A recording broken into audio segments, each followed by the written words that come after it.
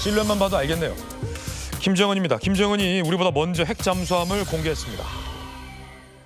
함께 보시죠. 김정은, 한국의 핵잠 개발 계획 반드시 대응해야 할 위협이다. 한국의 핵무장화 강력히 추진 8,700톤급 핵잠 건조 현장을 최초 공개했습니다. 함께 보시죠. 자, 일단 거대하긴 합니다. 그리고 앞에 동그랗게 뿅뿅뿅뿅 돼 있는 데가 이제 어뢰 내지 어뢰가 발사되는 곳이고요. 아마 이 잠수함의 상당 부분을 보면 미사일이 발사되는, 그러니까 잠수함 발사 미사일이 발사되는 장치도 좀 있을 겁니다. SLBM 발사관이 10개가 들어가 있죠. 어뢰와 SLBM 8,700톤급으로 주장하고 있는데 크기로 보면 그 정도 되긴 합니다만 성능은 좀 한번 검증을 해봐야 될 것 같긴 합니다. 북한 전문가인 또 김무식 교수님, 네. 어떻게 분석하십니까? 사실 뭐 최근에 우리 한미 정상회담을 통해서 우리 대한민국이 미국과 협력해서 핵 추진 잠수함을 하기로 지금 진전이 되고 있잖아요. 그리고 북한 김정은이 계속 비난해 왔습니다. 그러면서 이번에 공개한 것이어서 우리는 핵 추진 잠수함, 그러니까 잠수함의 동력, 추진 동력을 원자로에서 한다는 것인데 핵무기를 배치하는 건 절대 아니에요. 근데 지금 김정은이 이번에 공개한 것은 거기서 더 나가서 네. 핵 추진 잠수함뿐만 아니라 SLBM은 잠수함에서 발사하는 탄도미사일, 핵 추진 탄도미사일이잖아요. 핵 미사일이란 말이에요. 그래서 SLBM까지 장착 가능한 핵 무력, 핵 무기 잠수함을 만들었다는 것은 굉장히 우리들한테는 위협적이고요. 실제 성능이 어떤지 모르겠습니다만 김정은이 우리 대한민국의 핵 추진 잠수함에 놀란 나머지 굉장히 지금 스케줄을 빨리 당긴 것 같습니다. 이건 어디서 나온 거냐면 2021년 1월 달에 8차 당대회를 통해 가지고 북한이 국방력 발전 5대 가업이라는 걸 선정을 해요. 그 5개를 5년 동안 다 달성하겠다 하고 있는데 극초음속 미사일이라든지 초대형 핵탄두라든지 그다음에 수중에서 발사하는 미사일이라든지 그중에 2개가 남아있는 게 정찰위성하고 이 핵잠수함입니다.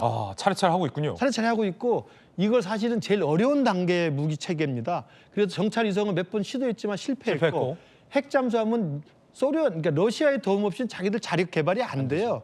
그걸 최근에 했다는 것은 제가 볼 때 내년이 이제 5년에 하는 거니까 2026년 1월 달에 이제 9차 당대회를 합니다. 그 9차 당대회 때까지 5년 전에 했던 8차 당대회 5대 가업을 성과를 내야 돼요. 그러면서 좀 굉장히 조급하게 서두른다는 것이 있고 또 하나 중요한 것은 러시아의 도움이 없으면 이게 불가능하다는 겁니다.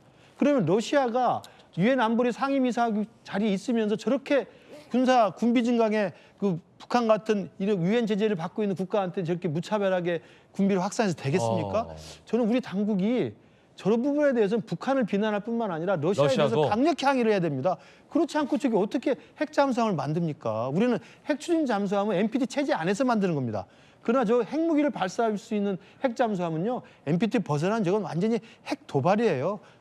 우리가 하겠다는 잠수함은 엄밀히 말하면 원자력 추진 잠수함이고요. 저건 핵 무기를 탑재할 수 있는 핵 잠수함이죠. 핵 능력을 보유한 잠수함이라 북한이 저 잠수함을 우리 바다에 띄우는 순간 저 잠수함의 칼끝은 우리를 향하게 돼 있습니다.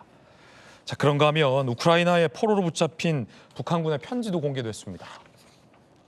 한국에 계신 분들을 친부모 형제로 생각하고 그 품속으로 가기로 마음을 먹었다라는 자필 편지가 공개됐는데 국제 미아가 되고 있다는 지적 나오고 있습니다. 송환 노력이 없는 건 아니냐라는 문제인 거죠. 전문가들은 한국행 위한 외교 좀 펼쳐야 되는데 기미가 안 보인다. 한국 정부가 이들을 방치하는 건 무책임하다.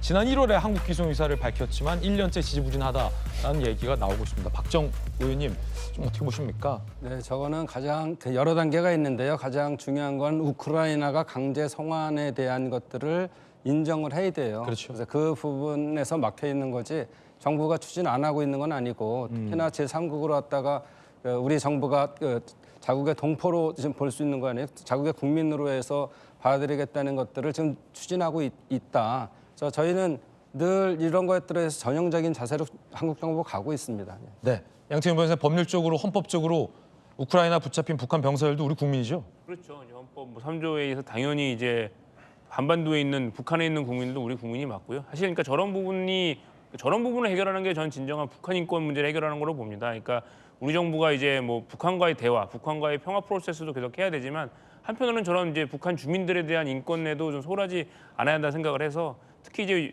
한 몇 년 전에 여야 합의로 북한인권법이 제정이 되었는데 그로 인한 지금 북한인권 대사가 아직까지 지금 공석에 있거든요. 몇 네. 달째에서 저는 빨리 북한인권 대사를 지명도 하고 우리 정부가 북한과의 뭐 평화나 대화도 하면서 맞습니다. 저는 북한인권도 챙겨야 한다 그렇게 생각하고 있습니다. 북한 인권 대사부터 좋은 분으로 빨리 예. 모셔야 될 것 같습니다.